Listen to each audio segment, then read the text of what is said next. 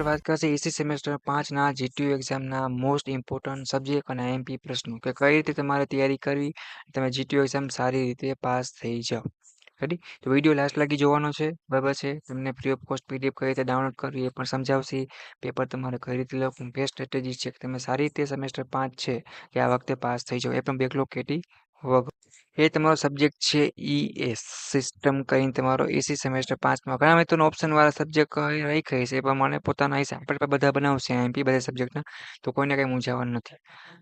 હવે આ સબ્જેક્ટમાં પાસ થવા માટે આપણે મોસ્ટ ઇમ્પોર્ટન્ટ પ્રશ્ન 30 જેટલા તૈયાર કર્યા છે. તમારે એ પ્રશ્ન વાંચી અને તૈયારી કરી જવાના છે, જેથી કરીને તમારા મોસ્ટ ઇમ્પોર્ટન્ટ આખા સિલેબસમાંથી આઈએમપી હશે એ બધા પ્રશ્ન કવર થઈ જશે. અને એ પ્રશ્ન કયા હશે તો તમારે જીટીયુ એક્ઝામમાં પૂછાયેલા મોસ્ટ ઇમ્પોર્ટન્ટ છે પ્રશ્નો હશે.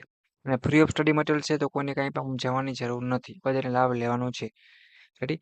એક વસ્તુ ખાસ ધ્યાન રાખવાની, ઘણા બધા મિત્રો લખી નાખે વાંચે પણ એ મિસ્ટેક કરે છે. તો તમારે સૌથી પહેલી મિસ્ટેક કઈ હશે તો જીટીયુ એક્ઝામ પેપર છે તમારે વ્યવસ્થિત તૈયાર કરીને જવાનું, પેપર સ્ટાઇલ પ્રમાણે જ લખવાનું. તમારે 20-25% આ બધા પોઈન્ટ હું તમને કહું છું એ તમારે ફરક પડશે માર્ક્સમાં.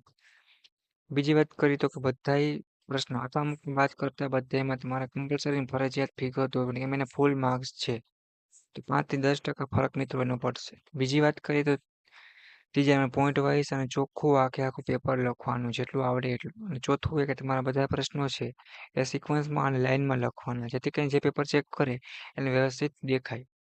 અને થોડુંક તમે આઈએમપી વાંચ્યું હોય, ટોપ ઇમ્પોર્ટન્ટ પ્રશ્નો આપણે કર્યા હોય તો તમને જે ઠીક લાગે તો તમે આરામથી 70માંથી મિત્રો 23 માર્ક તમને આરામથી મળી જાય, તો કંઈ ટેન્શન લેવાનું થતું જ નથી. રેડી? એટલી વસ્તુ ખાસ ધ્યાન રાખજો. આટલી વસ્તુનું ધ્યાન રાખો ને હવે બેકલોગ કેટી નહીં લેતા કે સેમેસ્ટર 5માં બેકલોગ કેટી હશે તો આગળ તમારે જોબમાં કે ડિગ્રીમાં ચોક્કસ 100% તમને પ્રોબ્લેમ આવશે. એટલી વસ્તુ ખાસ એક ધ્યાન રાખવાની છે. સેમેસ્ટર 1થી લઈ 4 સુધીમાં જે મિત્રોને બેકલોગ કેટી હોય એ મિત્રો આપણી યુટ્યુબ ચેનલ ઉપર તમે જશો ત્યાં તમને પ્લેલિસ્ટ વાઇઝ બધું મટીરિયલ મળી રહેવાનું છે. તમે એ પણ તૈયારી કરી શકશો અને સેમેસ્ટર 5ની પણ પ્લેલિસ્ટ બનાવેલી છે.